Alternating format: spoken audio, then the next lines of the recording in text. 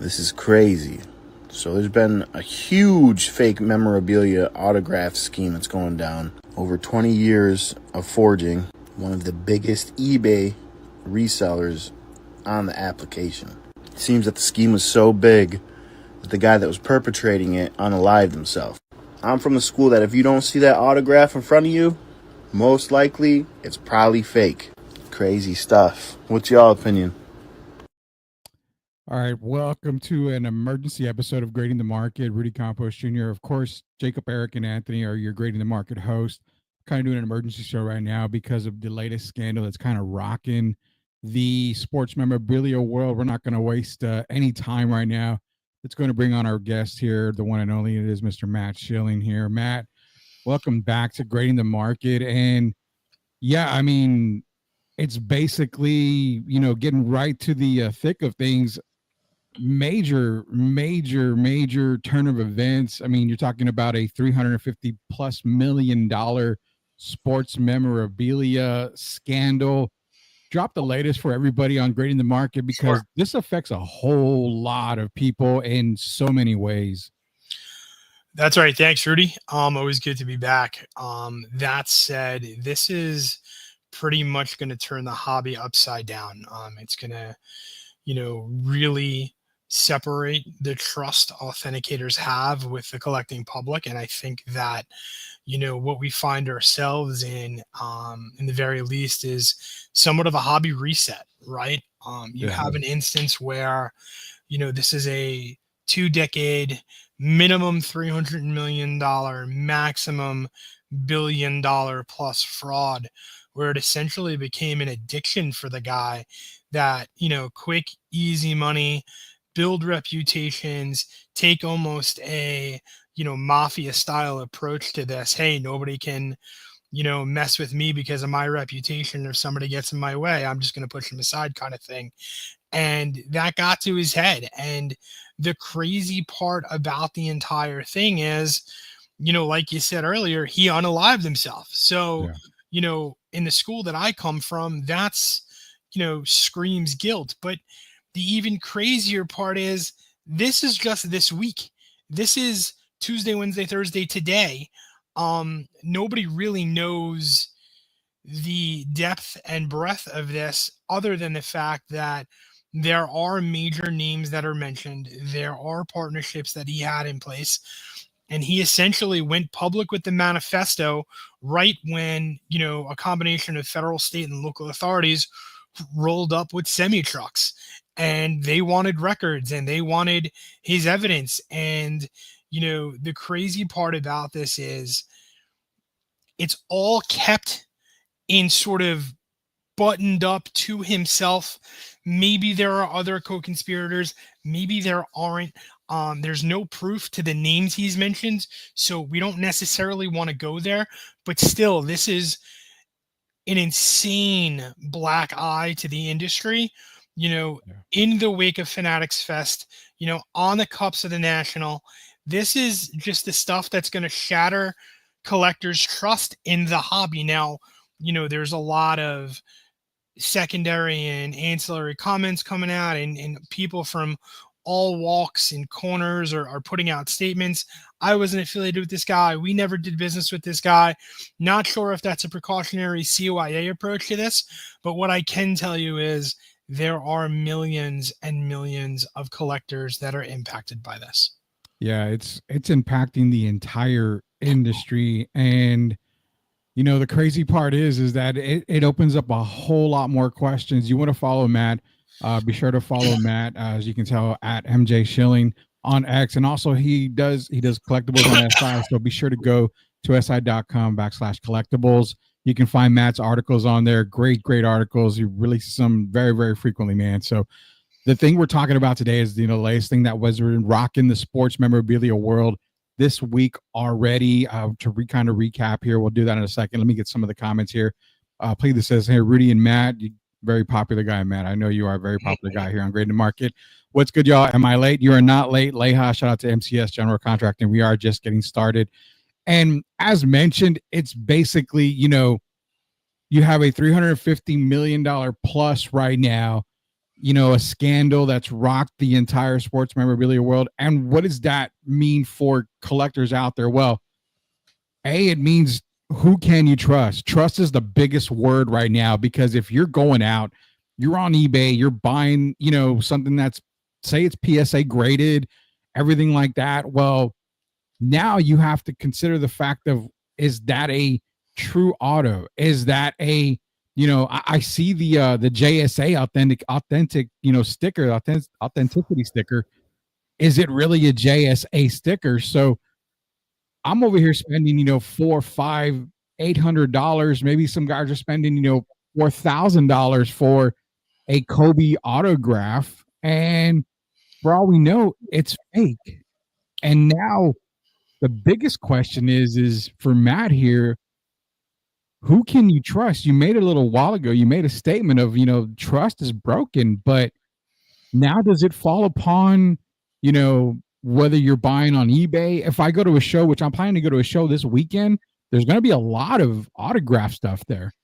Now, do I pick up that, David Robinson signed Topps card that has the sticker on the back, and it's like, oh, hey, this is, authenticated, yada, yada, yada. Is that something that I can trust? I mean, how far can we go with the word trust in this? So I think that, the good news is, from what I understand, is that we're limited to memorabilia. We're not necessarily, stretching into the card market per se, because the players within that space, the Beckett's, the BGSs, the PSAs, the SGCs, all of those guys, when it comes to authenticating cards, I, to my knowledge, do not believe that Brent Lemieux's partnerships interactions had anything to do directly with the grading companies themselves. Okay. That said, on the flip side of that, there are aspects of certain named companies within his posts that, and I have to be very, very cautious about what I say and how I mention, because I really don't want to mention names aside from what Brett's already mentioned in his context, and we can leave that to the context of the posts themselves. Exactly. But what I can say is that his partnerships are with major names throughout the industry. And I think what we need to do as an industry, sort of embrace the suck, if you will, come together, possible establishment of some sort of consortium here. Don't let the middleman, and sorry for all the middlemen out there, or the handlers out there that are involved in the type of business that he was, but leave it to the pros. I think it's just time we have to leave this to the pros. And that is, meaning if I go to a show, I want to go to the provider's booth to where I see either that signature happened, or there's trusted professionals at those organizations that are authenticating me autographs or autographed memorabilia. The fact that a third party was used in this instance for so long, because like I said, he kind of ran this as a, either you're with me or you're against me kind of position, but to the exponential point of hundreds of millions, if not billions of dollars. This is crazy that nobody thought in 20 years to, sort of check the math, if you will. The absolute production that this guy was putting out in the marketplace was insane. And like you said, right, when the unfortunate events around Kobe Bryant happened, they happened. And, there were, about 80,000 items that were put into the market within, some exterior reports at 24 to 48 hours. Like, that's insane to me, that the entire hobby was mourning one of the greatest, to ever play the game. And this guy's out there, just profiting or farming profits on, that incident. I mean, that's garbage to me, but it is what it is. And, people wanted to, or thought, I should say, they were acquiring Kobe memorabilia, signed, authenticated memorabilia from a trusted resource. And the fact is they had no idea of that. But the other fact is nobody thought to check this guy, and maybe they should have. Yeah, they should. I mean, it really should have. And for you guys out there that are joining us in the stream, we really appreciate it. Leha, PTS, Sith is out there. Appreciate everybody joining us here. the article you're seeing right now, you can go to collectibles on SI. It's www.si.com/collectibles. Look it up. It's going to give you Brett Lemieux's, statement before the whole, committed suicide type thing is what they were, I guess. So is it confirmed that it was Brett that was? I don't have confirmation of that. We do know that there was a secondary incident and an address that lines up with him, and that there was a male deceased upon the arrival of law enforcement. Okay. I haven't seen any reports since yesterday morning. If folks have a secondary source, news source that links to something reliable, not social media, that would be greatly appreciated to either get to myself or Rudy. But from what I understand and what the consensus is that it was he himself. There haven't been any further posts or anything like that. But hey, with a secret like this and mounting pressure from law enforcement, it really tells you at the end of the day that, he was nothing but an industry bully, and one that unfortunately has, piles and piles and piles of profit. Yeah, and I mean, for those that are reading it right now on the screen, like mentioned, it's Brett Lemieux's his statement, his post that he made. You can clearly see some of the companies, making holograms, and then the biggest thing was, the statement that you have on there. When Kobe died, we put out 80,000 items into the marketplace. It was just mentioned, to a guy that really is in the industry. I know for me, hearing 80,000 Kobe autographs basically coming out the very next day or within days, outside of trading cards, I can't imagine Kobe ever sitting there signing 80,000, parts of, jerseys and basketballs and this and that.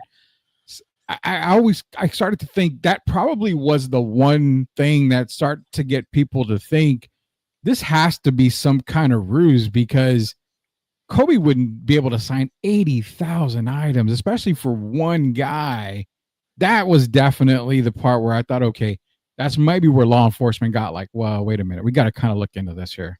I don't necessarily know that it was so just so everybody understands the timeline of events. There was, to my knowledge, an investigation leading up to Tuesday morning. Yeah. Tuesday morning, there was the execution of a warrant. That search warrant yielded Mr. Lemieux to put out this manifest statement of admission, whatever you want to call it. However, that said, you have, sort of this instance where there are potentially even more folks that are involved. But anyway, the admission isn't necessarily that. It's more so on the side of, hey, there are these semi trucks that are pulling up that are, probably going to get loaded with what are known as pallets, but in those pallets, a single sheet of, 8x11 paper that's going to give you, I don't know, 24 to 48 lines of a signature that are all completely forged and counterfeited by Lemieux. So investigation happens, search warrant gets executed. Lemieux puts this out across Autographs 101, basically admitting to the entire thing. In between Tuesday and Wednesday somewhere, instances happen. And then from those instances, we find ourselves in a situation where, there's a deceased body that odds are it's him, although I haven't seen anything confirmed. And then subsequently, we find ourselves here on Thursday nights when this got published. And then, we're kind of here talking about it now. That's kind of all we know. We don't know, what led to what, but we do know that was the order of events, that this is kind of the timeline of where we are. And we don't want to go outside of that. Right. Reverting back in terms of volume and what you said to that regard, right? I don't think Kobe Bryant signed 80,000 things, period, but I don't think that was the kicker either. I think there was something somewhere that was probably worth months and months of an investigation, Mhm. and then inclusive of uh, what went down to trigger that. Right when they got there, it's not every day their search warrant gets executed and law enforcement shows up with, you know, gigantic trucks, if you will. Yeah. So 18 wheelers, semis, things like that. So there's a treasure trove of information. There's a treasure trove of evidence. And I just think, at the end of the day, the guy knew he was cooked, and then, he knew the party was over. Golly, talking to Matt Schilling again, Collectibles on SI. Be sure to follow him on X. It's at MJ Schilling for all the great collectible information, news and notes, everything you need. Go follow Matt Schilling again on X at MJ Schilling. This is kind of eerily similar. And when I say similar, just the idea or the whole aspects behind it to something that happened back in 99, I believe, 99 to 2005 or 6. Operation Bullpen. Now, for those that don't remember Operation Bullpen, it was pretty much the same thing, forgery of celebrity signatures, baseball memorabilia, stuff like that. But this is on a bigger scale because if I'm not mistaken, Maddie, correct me if I'm wrong, Operation Bullpen was about $100 million, $105 million operation. I was looking that up just now. I think it was something to the tune of that. If I'm not mistaken, Operation Bullpen was around 100 million, equivalent to basically 150 million today. Yeah. That was in a 7-year investigation from 99 to 06 around celebrity autographs, sports memorabilia. Before that, it was Operation Foul Ball in the early 90s. Right. This was a federal sting against a number of entities. Basically, what happened was there were three phases to this, right? In 99, the FBI made an announcement about the operation, with investigators estimating anywhere from 50 to 90% of memorabilia in the industry was fake. Yeah. They began an undercover operation that an agent posing as, I believe, a distributor out of Southeast Asia. That undercover distributor operated through a fake company. That fake company is how they kind of sort of unraveled the web, if you will, right? Discovering forged memorabilia that was being sold through trade publications, shopping channels, retail stores. Back then, you got to remember, that was the era of Home Shopping Network, QVC, different things like that. So what happened was, in one official team store, and I believe it was an MLB store, 75% of the autographs in that inventory were fake. And these were things that were to the likes of Mickey Mantle, Babe Ruth. Somebody even said it had to do with other celebrities of known nature. So there was a 5-state raid in the latter part of October of 99 that resulted in around $10 million in assets confiscated, roughly $500,000 in cash. And then something that we in the hobby have come to think of as a prized and cherished piece of memorabilia known as a cut signature. They found back then that there were the cut signatures of, I think, 4 or 5 presidents that were completely and utterly false and fake and counterfeit. Phase 2 of this was actually, as I mentioned earlier, 3 phases. Phase 2 began in 2002, included forgeries of online sales. So this is going to encompass things in the early stages of the latter stages of the AOL marketplace, early stages of eBay. There were 12 states or 13 states involved in the second phase, if I recall. And phase 3, which was sort of the nail in the coffin, if you will,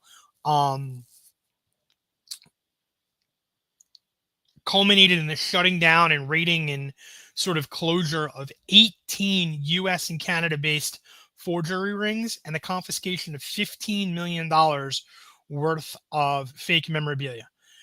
At the end of the day, there were roughly 60 convictions at the federal level. we don't even have indictments yet in what we're calling, the Lemieux scandal, or what I've dubbed the Lemieux scandal, the Autographs 101 scandal, which is just the name of the group that Brett admined and posted this, manifesto / confession on. We're still less than 100 hours old. So we don't know where we are, what we're doing, what we're up to, any of that. Yeah. But what we do know is that this thing is going to take weeks, if not months, for all the additional details to come out. There's still a lot to go from the investigative state of things. But one thing I want to point out, and sort of something that caught my eye, right? Prior to this week, anything that was within comps, as the folks and collectors across socials and its shows like to use as a word of reference, within that price range, if it was any of the names mentioned within his article, his sort of manifesto / admission, as I like to call it, their general products would sell and fly off the shelves via in eBay in minutes. When I did some of my own research in the last 48 hours, crickets. The inventories are there. Everybody's aware of what's going on. I think they're just waiting for the dust to settle. But I think at the end of the day, what needs to happen is, the collectors and the big names need to get together. They need to form some sort of consortium. They need to sort of understand the depth and breadth of what's gone on here. And in order to essentially save, if you will, or preserve, if you will, the reputations that are in place, they need to come together and almost maybe establish compliance standards or some sort of regulation or rules, if you will. Yeah, something's got to come together for all of this, because I mean, there's already been concerns that I'm going to bring up in a second here. There's already concerns with player signatures. Now, I know for a fact when Luka's rookie cards came out, there was a lot of talk about his mom was signing a majority of his rookie cards, because there were some that looked, relatively different from other rookie cards. All the way up until recently, we had Quentin Rampage Jackson call out Leaf product saying, that is not my signature.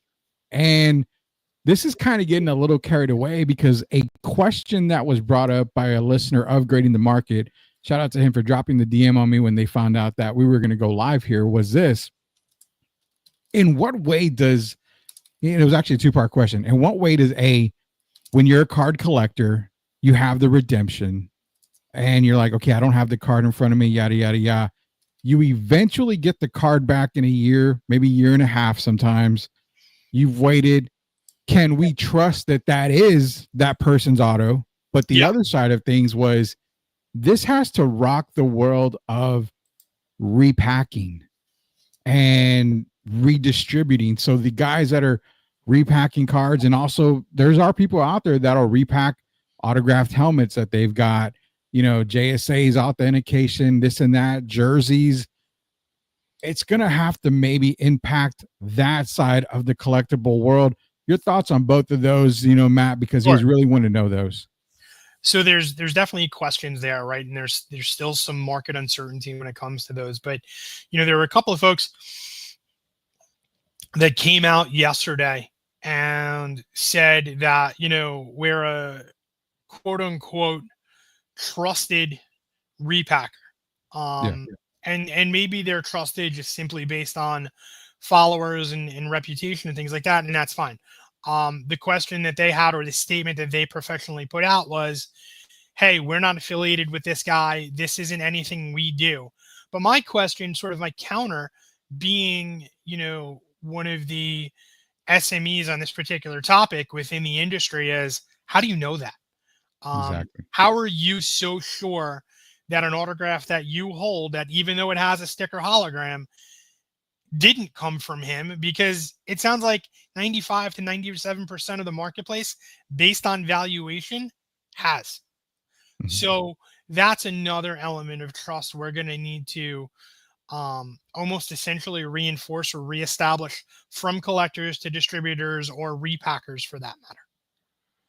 Yeah, and that's the biggest thing right there is the repackers. This, a lot of people don't have a lot of, I guess, trust in a repack. You're buying, say, a repack for $200. They say, well, the ceiling can be $1,000, but the floor is normally like $40, $50. So it's kind of like a gamble, which I totally get. A lot of people don't like that. Now throwing this whole thing into it, I'm wondering, like you mentioned, if it's even going to affect to these guys, because in the back of my mind, when you're telling me that guys came out and said, "Hey, we're trusted," there's already question involved in that. If you really believed in the brand, if you really believed in the product, I've always felt like you shouldn't have to defend yourself.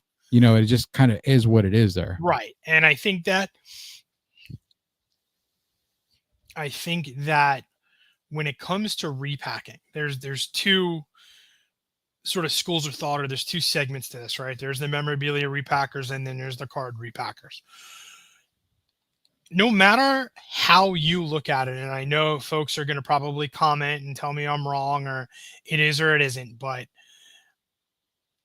when you're jumping into a break via eBay, via Facebook, or a repack via eBay, via Facebook, or a mystery pack via eBay, via Facebook, via whatever other platform that's out there, this is a gamble. At the end of the day, it's a gamble. It is not necessarily the same type of gambling as if you go to place a bet on a team, but you're risking, you're buying something in hopes of gaining something. I mean, in the same theory, so is buying a hobby box or a pack of baseball cards. They just tell you the odds per pack on the back, right? Odds are odds at the end of the day. It's the rate or ratio at which you're, going to either succeed or fail based on what your purchase price is, right? For example, Top Series 2, 1 in 10,000 packs for a particular insert card. Do you understand that you may buy 10,000 packs and you may not get that insert card? Yeah. Or, it's a gamble at the end of the day, and anybody that says otherwise is, to me personally, a little bit naive. I've been in this industry for going on 30 plus years. And I've written for the last, regularly for the last year. It is what it is. There's no way around that. The card companies make it, some of them are visible and some of them are transparent about it. Repackers, not so much. I mean, they can tell you what, your floors and your ceilings are, but if you don't want to take that risk and you don't want to take that gamble, or you're going to be upset if you buy $100 or $150 in a repack and you get a $20 piece of memorabilia, albeit a card, jersey, helmet, whatever, that's on you. That's not, that's not anything you can be upset about, because again, unpopular opinion, there's a very large part of the hobby that is gambling, no matter how you want to look at it. Yeah, absolutely, man. Don't get me wrong. This instance with Lemieux, I know the gambling aspect of it kind of sort of got us off topic a little bit here. The thing with Lemieux is he kind of just tarnished the whole thing. So maybe at the end of the day, what we do and how we resolve repackers or, primary, secondary folks is we make sure we disclose the odds per pack and the odds per break, or the floors and the ceilings, or disclose the entire checklist of what's in that across the entire repack. I like that idea. You can closing the whole checklist, and kind of reminds me of, I'm gonna get to this comment real quick. Shout out to Leha, MCS General Contracting Zone, Chris Leha, proud sponsor of Super League Network across the board. He says, I'm new to the hobby, just started last November. I learned real quick, singles on eBay are the best. And that's kind of what I do when I go for singles, buying players and stuff. I do a lot of the eBay stuff just to buy singles. I rarely, unless the autograph is, something that I really, really want and it's relatively inexpensive, I'll do that. But yeah, shout out for him on that comment too, because singles. But I way back when, and I want to say maybe back in 2020, well, golly, what was it, 2019 maybe or so?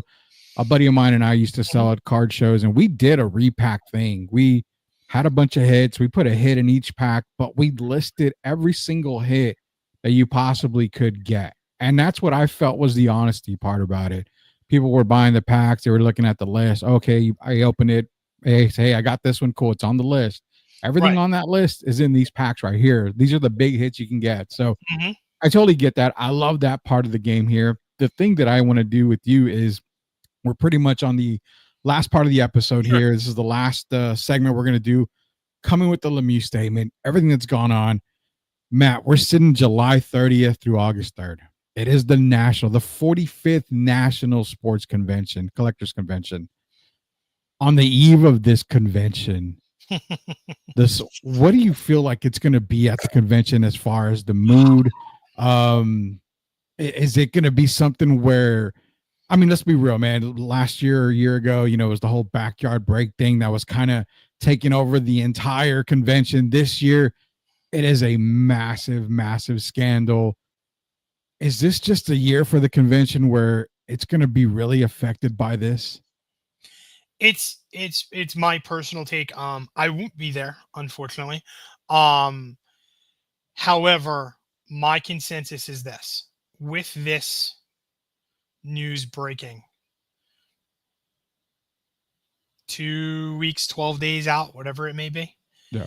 I think the sentiment is going to be a lot less energetic as it has been in years past, although there are going to be folks there that are going to try and bring other folks' spirits up, which is always cool. But I think this is definitely going to be hanging over the heads of some folks. I think this is going to make collectors sharper, wiser of what's in the marketplace and the price points at which are the marketplace. But I think this is also what's going to sort of bring us to the Great Reset. You're going to see the markets themselves almost reset, reassess, reprice. But before we can do that, and I think what this does in step one is it definitely puts a lot more collectors on the sidelines, especially those that are in the market for things like jerseys, helmets, pictures. But I think that, between once the national culminates, because this may be sort of everybody's kind of in a much more conservative mindset, if you will, with this news breaking now. But between when this year's national ends to the beginning of next year's national, I think you're going to see the industry almost mature on the sense of conservatism and transparency with the collector in mind, right? I think collectors are going to want to collect for the sake of collecting. And yes, everybody's still going to be in the market to make a profit. But I think they're going to do that with a much more watchful and a much more detailed oriented eye, if you will. Great. That's a great statement there, because that's exactly, I had gotten a text message a little while ago, and it's basically asking, are we going to start to see prices of memorabilia come down pre-COVID? I mean, You're because of going to like see, so you're going to see, I don't want to say that you're going to see prices come down pre-COVID. What I want to say is I think you're going to see more, you're going to see almost a multi-level approach to this, right? And that multi-prong, whatever you want to call it, right? So let's take July 15th, Wednesday, when this all sort of came to a head, right? Let's take that as sort of the next step in the process, right? Everything prior to that may lose considerable value. However, nothing from that day forward is going to be affiliated with, or at least we don't think it is necessarily affiliated with, if it's come directly from said source. So if it's still in the secondary market, it could very well be. We have no way of knowing that. But if it's come from the source of an authenticator from July 15th forward, I think things retain their value. I think things even increase in value, because now we know that there's set scarcity to that, and that the chain of possession or chain of goods or what have you hasn't been corrupted anywhere along the way, right? So it goes from authenticator has piece of memorabilia, they bring it to the player signs it, authenticator authenticates it, that COA is good to go. That sticker is good to go. It's directly from them. And that's how we know a player's piece of memorabilia carries the weight that it does. Prior to July 15th, in any way, shape, or form, with the exception of 2 to 3% of the marketplace, we have no idea of knowing anything. Yeah. Oh my God. It's going to be a definitely going to be news to watch. It's going to be a scandal that you want to keep your eyes out for. Mhm. Matt Schilling, again, collectibles on SI. On X, it's at MJ Schilling. Be sure to follow him because you want to be able to get all the latest information on the scandal that's going on in the sports memorabilia world that has been rocked right now. Amidst the national coming up, we are just a few days, actually, 12 days away from the national coming up here. We're going to get Matt, to tell everybody here where they could follow him again, not only on X, but also the work that he's doing at Collectibles on SI. Matt, give everybody a little bit of background on you there. Yes, sure. So I've been writing for Collectibles on SI now for just about a year. But I've been in the business 35 years. I've, built a reputation with some of the best breakers, with some of the best folks that are out there, with some really good colleagues. Be sure to follow me on X at MJ Schilling. Updates, articles, news, retweets. It's pretty fun over there. We have a good time. But keep an eye out for the stuff that I'm putting out there. Keep an eye out for my updates as it relates to this. And keep an eye out on everything that comes across your own desks, because you're going to want to make sure that it's come from the right source and it's certified and it's transparent and, it's authenticated, because now we're at a point in time where we're going to question everything. And I think it's better that we do rather than we don't. Exactly. That's the reason why I follow Matt too. And I make sure that I get my news from him, and you want to do the exact same thing again on X at MJ Schilling. Collectibles on SI. Matt, again, appreciate you joining us here for Grading the Market, the emergency episode of Grading the Market. Eric, Jacob, Anthony, your true host for Grading the Market. We'll be back here very, very soon. But again, you want to go to Sweep the League TV on YouTube, hit that subscribe button so you get this episode along with the other Grading the Market, Sweep the League TV, Play the Sith. You get a whole bunch of stuff over there. And that's exactly where you want to go, is YouTube, search Sweep the League TV, hit that subscribe button. So for Matt Schilling, it's Rudy Campos Jr. Until we sweep the league again, we'll see you later, knuckleheads. Alrighty, later.